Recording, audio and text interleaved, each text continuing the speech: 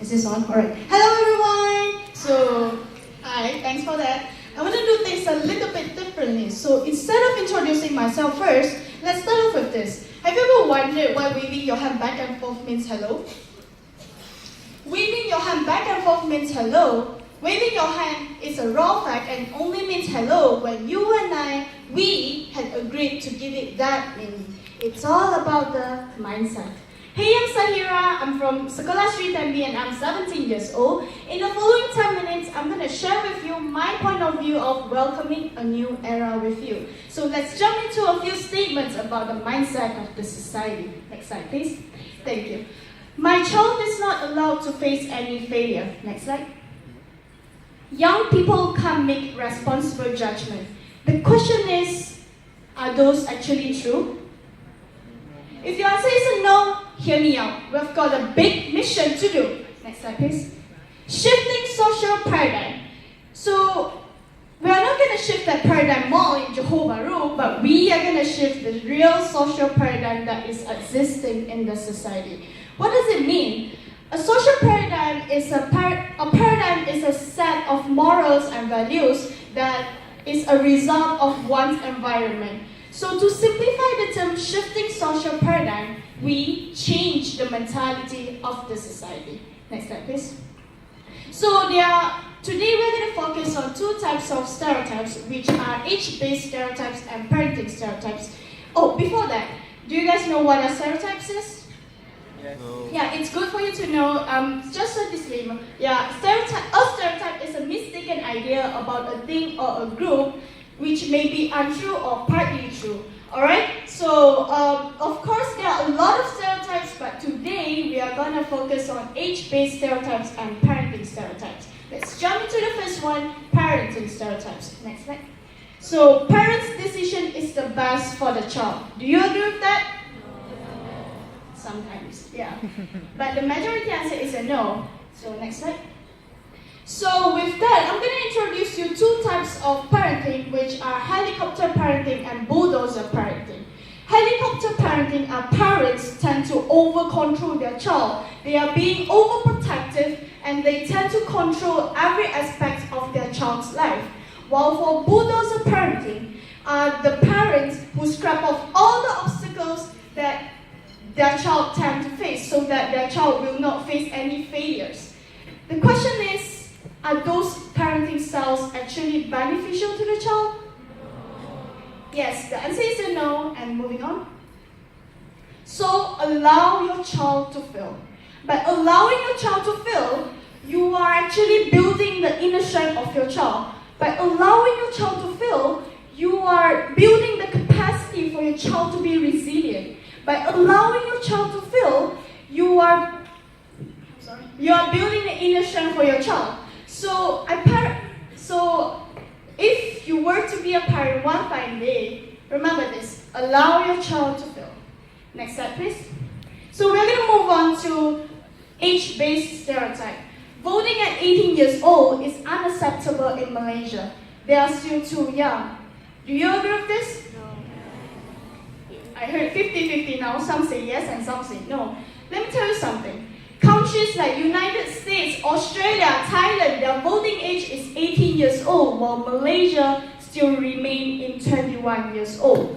A rapidly developed country like Brazil, their voting age is 16 years old. Is that a factor that contributes to their rapid development now? Next slide, please. So this picture shows you the legal age of doing certain things in Malaysia. You can ride at 16 years old, drive at 17 years old, start from 15 years old, bear criminal responsibility from 10 years old, but why vote at 21 years old? So little did you know, every each of you here has the ability to distinguish between right and wrong starting from 7 years old. The question is, why do we need to wait until 21 years old just to shape the future of our country? Next slide, please. Don't get me wrong, it's not about losing respect to the elders' experience, but it is about balancing between the rights of the younger generation and the older generation. So if people in United Nations, they can voice out, regardless of their age, since it's all about the solidity of their opinions, then why can't we scale it down to just within the country, between the younger generation and the older generation? You want a social paradigm shift? It's the time. Next slide, please. So how, in general, we as a nation should act to break all the stereotypes, to shift social paradigms? Next slide. First thing, we must change the way we think. I'm going to introduce you this mindset called international mindedness. So international mindedness is being open-minded about common humanity of all people, accepts and respects others' cultures and beliefs. Next slide. So international mindedness comprises of four main values: community, awareness, respect, and empathy. In order to have international mindedness, we must act locally and think globally. Next slide. So as for schools, they must implement learner profile to educate the students, to tell the students that stereotypes are not the actual portrayal of how things really are. So, for example, a leader must be thinker, creative, and responsible. So, next slide, please. So, let's listen to this short clip over here.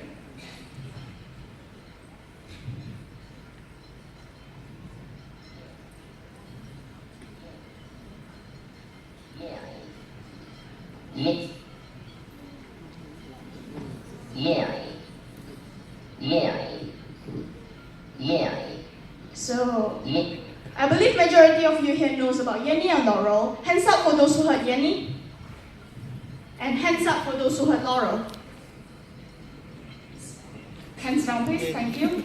So, the point that I'm sharing here is not about the science theory behind Yenny and Laurel, but the point that I'm highlighting here is that two people can have exact same experience at the same time, yet come up with completely different conclusions. The point is, if more people heard Yenny, it doesn't make Laurel wrong. And the fact that you truly believe in something, it may not be the only truth. So, in order to break stereotypes, we must allow the existence of perspective. Next slide, please. So, as for youth, we must make responsible judgment, first one. Second one is we must be self-reflective. Third one, we must be daring to try. And the fourth one, we must accept failure. Next slide. So, hold up BTS fans, hold up Ernest. Woo! I know you're excited, but hear me out. So, BTS had launched Love Myself campaign, and they tend to be one of the youngest group of people that went into UN just to say, just to voice out. And BTS Kim Namjoon said this: find your name and find your voice by speaking yourself. Next slide. So, are you ready to rule the world? I like that. Next slide. Are we ready to pursue the brighter future? Yes.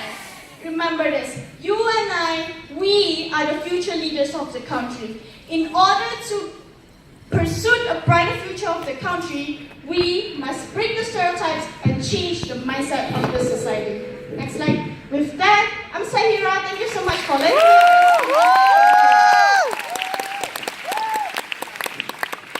Okay, Sahira, you will decide who is going to ask you a question. Question, anyone? Please raise your hands. At least one. Apparently all of you are ready to rule the world. There's one question there.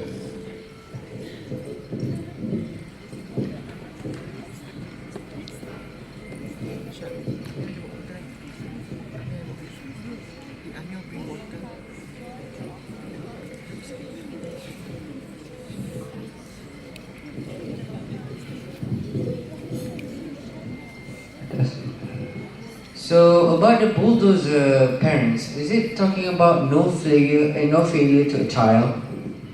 Bulldozer bulldozer parenting. Thank you for the question. So as for bulldozer parenting is one of the styles of parenting for the modern parents now, which is, I can't say it's completely wrong, but it is, and it is not helping the child to have inner strength, and it is not helping the child in personal growth.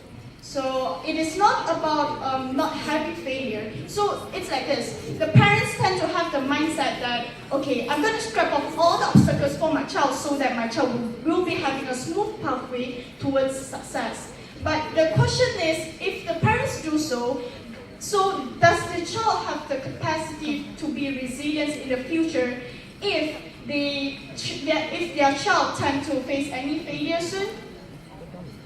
Did I answer your question? Thank you.